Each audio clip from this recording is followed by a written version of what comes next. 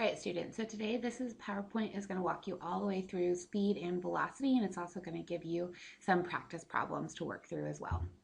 So speed is the ratio of the distance traveled to the amount of time it takes, and the units that we typically use for speed are meters per second. Now, the average speed is computed for the entire duration of the trip, and that's different than instantaneous speed because that's what your odometer measures at any one particular point in time. So when you're talking about average speed, you're talking about the total distance traveled divided by the total time that it takes to get there.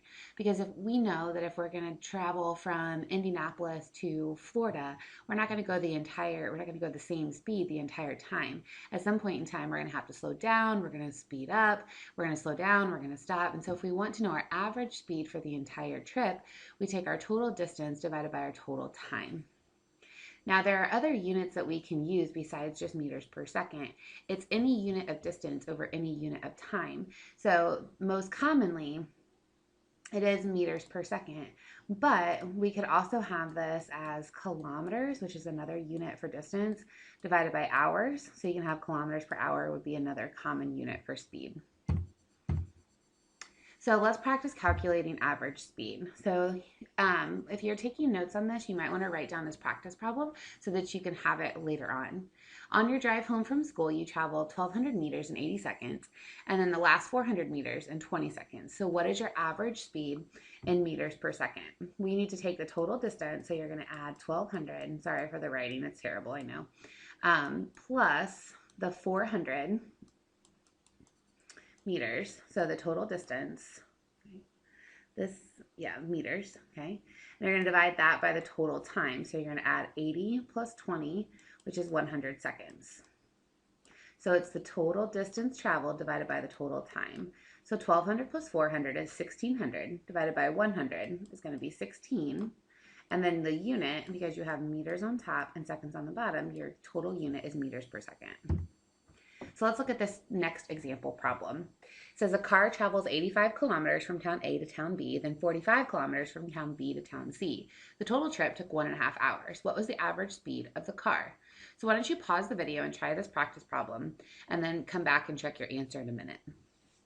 Okay, so now that you've had a chance to try this practice problem, you know that you have to add 85 plus 45, which is going to give you 130 kilometers.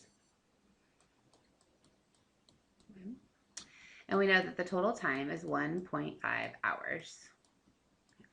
So when you take 130 divided by 1.5, that's going to give you like 86 or 86.6667. So you can go ahead and round that up to 87. And then our unit, because you have kilometers, it's going to be kilometers per hour here. Now, average speed is the total distance divided by the total time. But if you're traveling in a car, your odometer is not actually going to read your average speed. Your odometer is going to measure what we call instantaneous speed. Instantaneous speed is the rate at which an object is moving at any given moment in time. So it's like at this particular instant in time, how fast are you actually traveling? We can actually graph speed and we can graph velocity.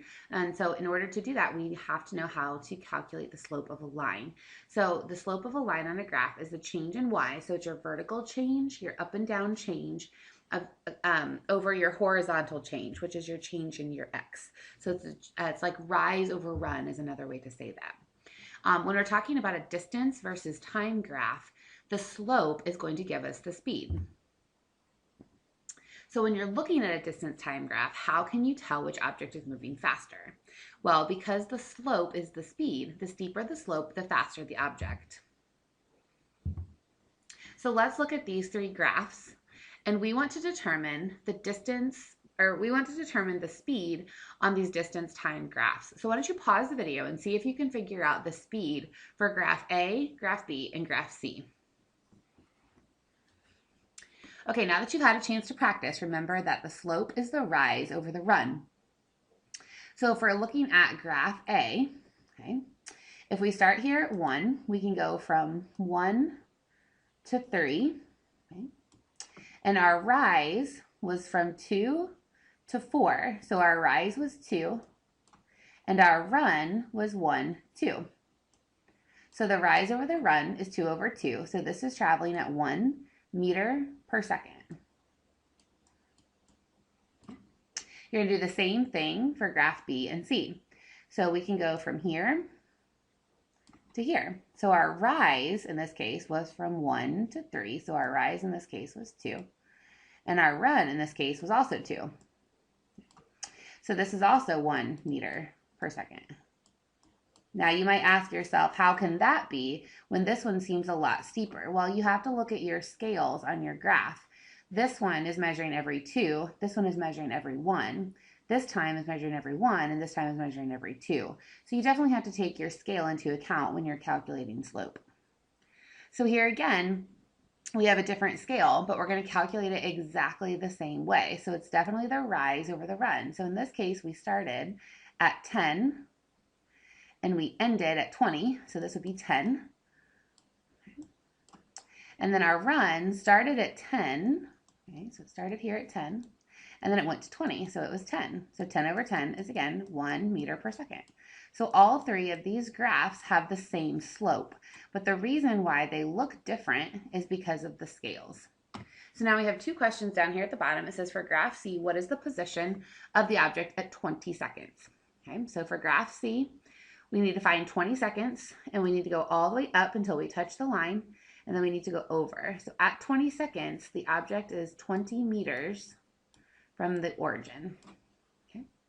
For graph B, what is the time when the object is 3 meters from the origin? So we need to start at 3 meters. So we need to go over to 3 meters. Whoops. If I could draw a straight line, and we need to go down. So our time is 4 seconds. So it took 4 seconds to travel those 3 meters. Now velocity is a little bit different than speed. It definitely measures speed, which is the magnitude, but velocity also is a direction. So when you're talking about velocity, you also have to have a direction component. And because you have that direction component, velocity is in fact a vector because it has to have both a magnitude and a direction. So you would say it's traveling 45 miles an hour north. So there are 3 ways to cause a change in velocity. You could change your speed. Okay, so you can accelerate or decelerate, so you can change your speed.